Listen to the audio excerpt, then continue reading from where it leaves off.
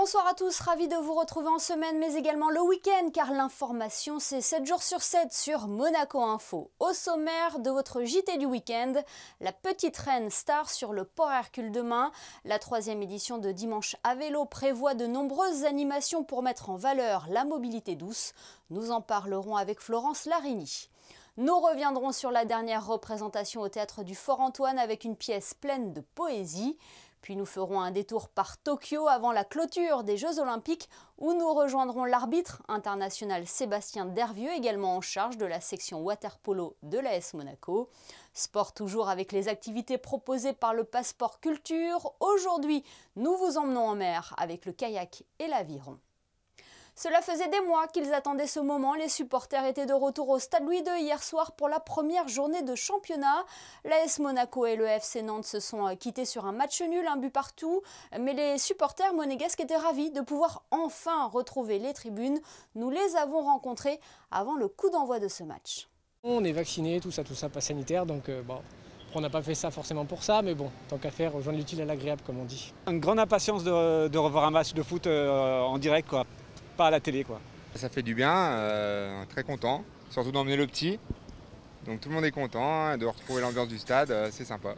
C'est une joie de pouvoir venir en vacances dans un premier temps et puis venir voir supporter son club de cœur, quoi. Vous venez d'où?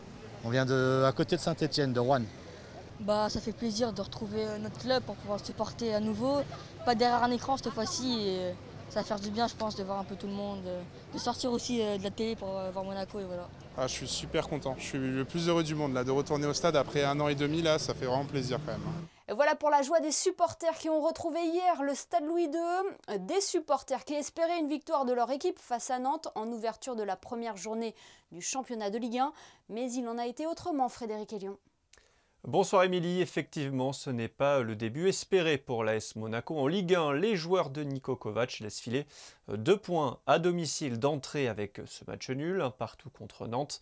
Les Monégasques ont pourtant dominé cette rencontre et ouvrent logiquement le score à la 14e minute par Gelson Martins. Mais l'ASM ne se met pas à l'abri et Nantes égalise sur son seul tir cadré du match. Une tête de Castelletto qui rentre avec l'aide du poteau à la 42e sur un corner de Simon.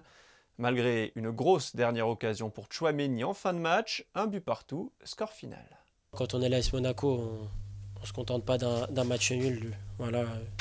J'ai beaucoup de respect pour le FC Nantes, mais je pense qu'on devait l'emporter ce soir.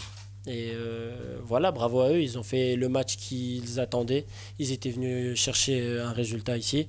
Forcément, quand on termine 3e de Ligue 1 et qu'on commence la première journée de championnat en tant que FC Nantes et qu'on va jouer contre le 3e, c'est logique voilà, il y ait beaucoup plus de détermination pour leur part.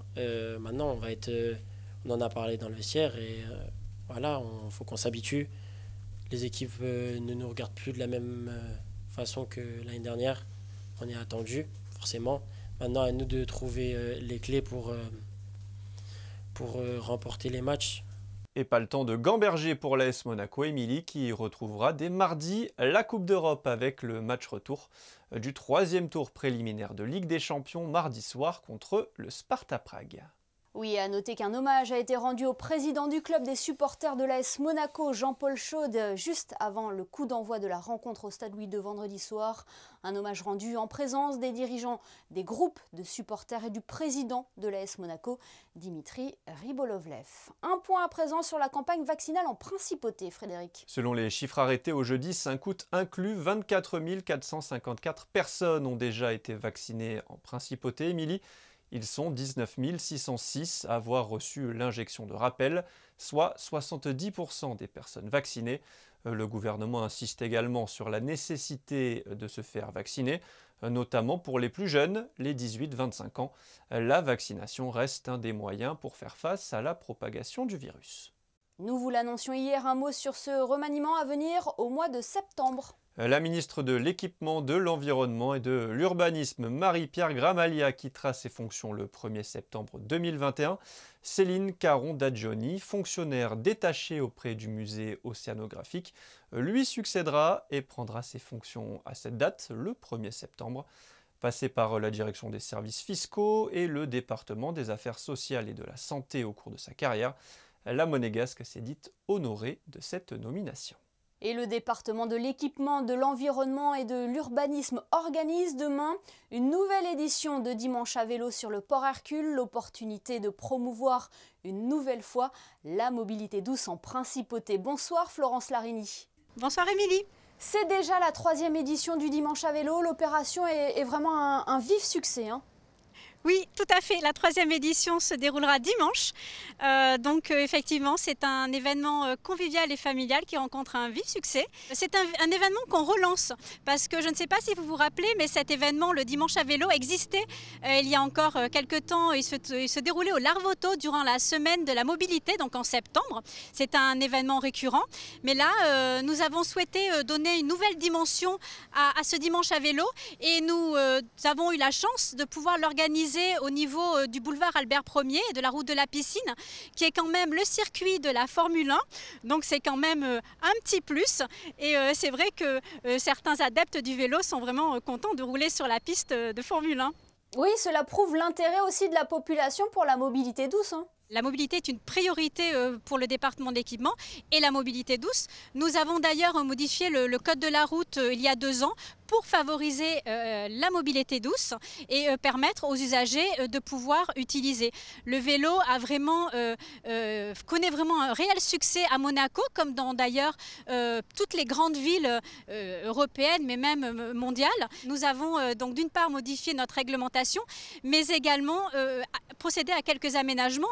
Donc évidemment, à Monaco, la configuration des routes est telle que nous ne pouvons pas créer une piste cyclable qui pourrait aller d'est en ouest d'une manière continue et totalement sécurisée. Donc nous faisons en sorte de pouvoir créer de quelques pistes cyclables sur des portions de route. Et récemment, avec l'ouverture du Larvoto rénové, nous avons une nouvelle piste cyclable sur l'esplanade du Larvoto. Et donc celle-ci, j'espère qu'elle pourra aussi permettre aux utilisateurs d'en user, d'en abuser. Oui, les utilisateurs qui sont de plus en plus nombreux, on sent que la crise sanitaire a eu un déclic aussi sur nos modes de déplacement avec le boom du vélo. Oui, tout à fait. Même avant la crise sanitaire, Monabike a connu vraiment un développement considérable. Nous avons même changé nos vélos pour en avoir des plus performants parce qu'à Monaco, évidemment, c'est assez pentu. Donc l'idée, c'est que le vélo en partage, ce soit des vélos à assistance électrique. C'est important. Donc effectivement, on le voit par Monabike, mais on le voit aussi au travers de l'aide à la subvention pour l'achat d'un véhicule électrique et des vélos à assistance électrique, puisque je me permets de rappeler qu'il y a une aide à l'achat pour l'achat des vélos à assistance électrique qui est de 30% du prix d'achat TTC, plafonné à 400 €. Et c'est vrai que nous avons vu qu'il y a beaucoup de gens qui ont sauté le pas et qui ont acheté un vélo assistance électrique. Alors c'est un événement gratuit et ouvert à tous, Dimanche à vélo. Il faut rappeler aussi l'utilité de sensibiliser aussi les usagers à la sécurité routière. Alors il y a différentes animations. Il y a déjà un atelier pédagogique en collaboration avec la direction de la sûreté publique.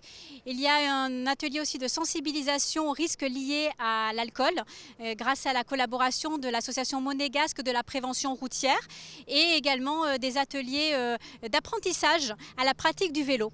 Alors le rendez-vous est pris à partir de 15 h sur le port Hercule ? Oui, tout à fait. Tout à fait, à partir de 15 h jusqu'à 20 h. Il y aura aussi certains commerçants qui ont la gentillesse de participer, comme les éditions précédentes, et qui mettent à disposition des modèles de vélos assistance électrique et des trottinettes électriques, et qui permettent à tout un chacun d'essayer les différents modèles proposés et peut-être de sauter le pas pour ceux qui ne l'ont pas encore fait. Eh bien, c'est noté. Merci infiniment, Florence Larini, d'avoir été avec nous pour nous présenter la 3e édition de Dimanche à vélo en Principauté. Merci beaucoup, Émilie, et à dimanche. Merci. Culture à présent avec la dernière date de la programmation estivale au théâtre du Fort-Antoine. La compagnie belge Raoul Collectif a présenté Le Signal du Promeneur, un spectacle sous forme de signal d'alarme entre humour, musique et réflexion. Yannick Debever, Alexandra Marangoni et Clélia Renaud y ont assisté. Voyez leur reportage. Le vaisseau spatial Terre n'a pas de pilote. Il va vraisemblablement droit vers la catastrophe, c'est l'hypothèse en tout cas la plus probable. Le décor est planté. Le signal du promeneur, c'est la toute première création du Raoul Collectif, récompensée en 2012 par plusieurs prix.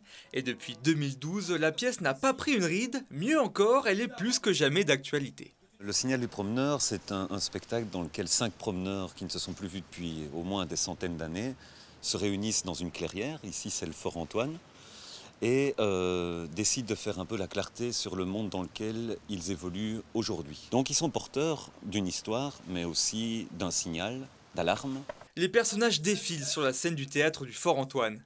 Les spectateurs suivent ces promeneurs au fil de la pièce grâce à la dynamique des 5 comédiens belges. Fondé en 2009, le Raoul Collectif est un rassemblement de 5 étudiants de l'école supérieure d'acteurs du Conservatoire de Liège, tous unis par la même conviction, créer ensemble. L'intuition que travailler ensemble, et en effet, comme l'a dit JB, sans un chef, avec un leader qui est le collectif, et pas un leader qui soit une personne charismatique, et ben ça nourrit à la fois la méthode de travail, et y compris des intentions de spectacle et des thématiques. Dans le signal du promeneur, les thématiques sont abordées au travers de personnages inspirés d'histoires vraies, une manière de raccrocher au réel les spectateurs qui pourraient être tentés de n'y voir que de la fantaisie. Loin d'être moralisateurs, les comédiens seraient plus instigateurs de réflexion sur le monde et les sociétés dans lesquelles nous vivons.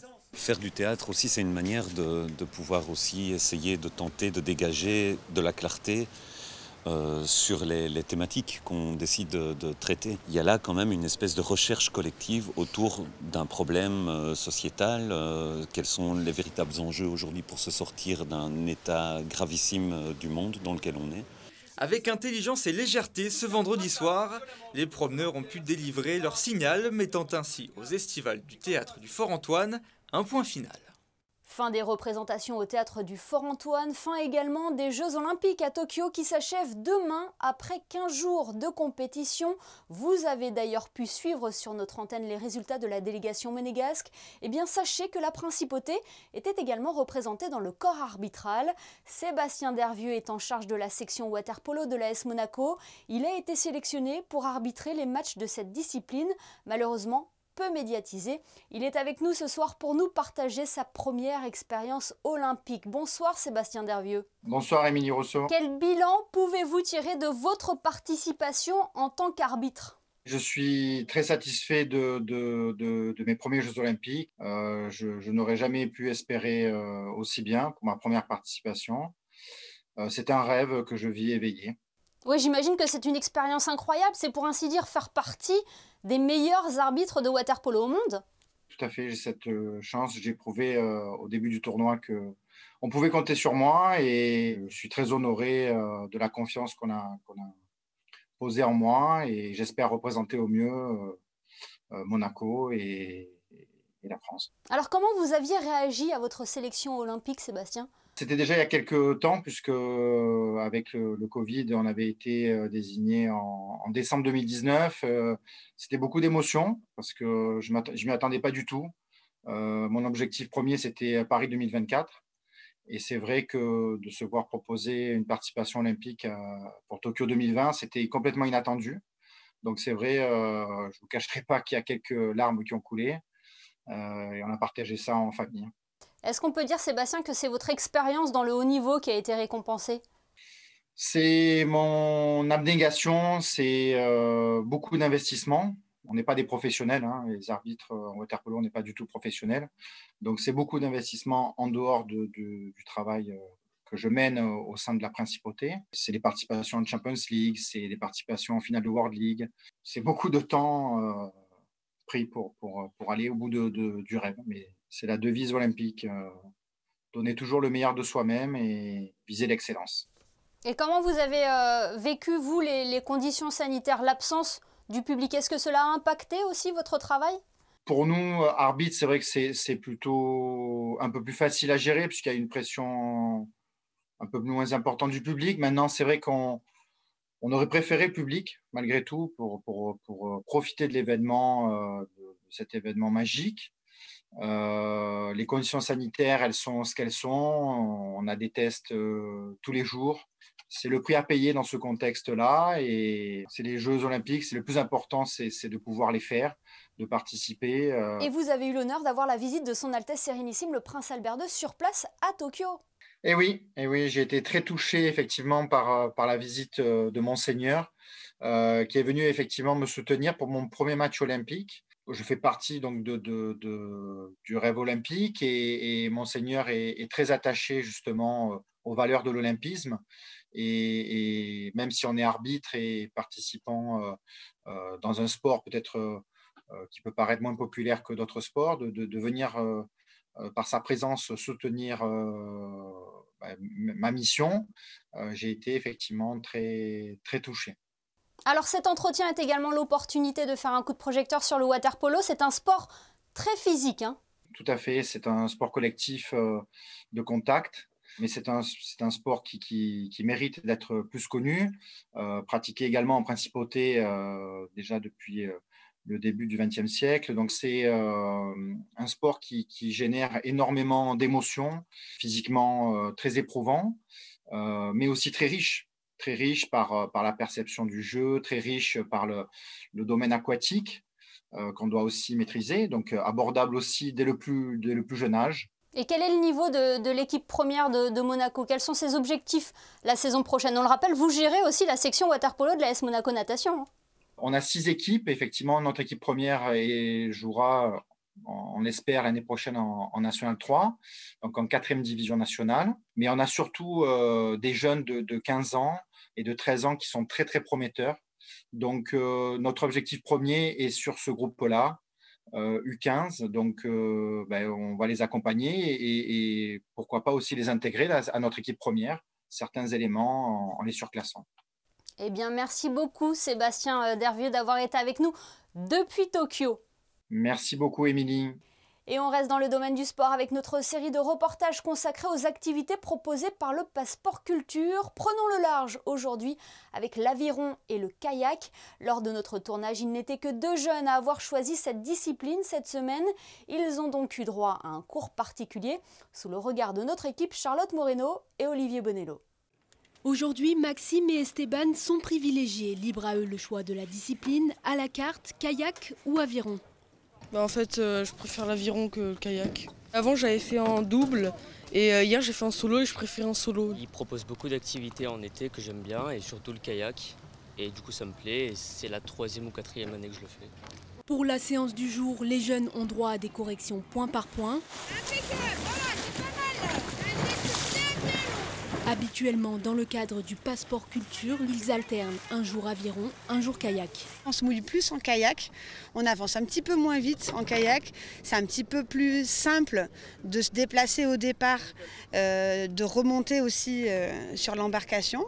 Mais après, souvent ceux qui arrivent à ramer quelquefois se plaisent un petit peu plus à l'aviron. On va un petit peu plus vite dès qu'on a acquis un petit peu le geste technique. Les fondamentaux, des palettes correctement immergées, la poussée des jambes doit être dynamique et continue.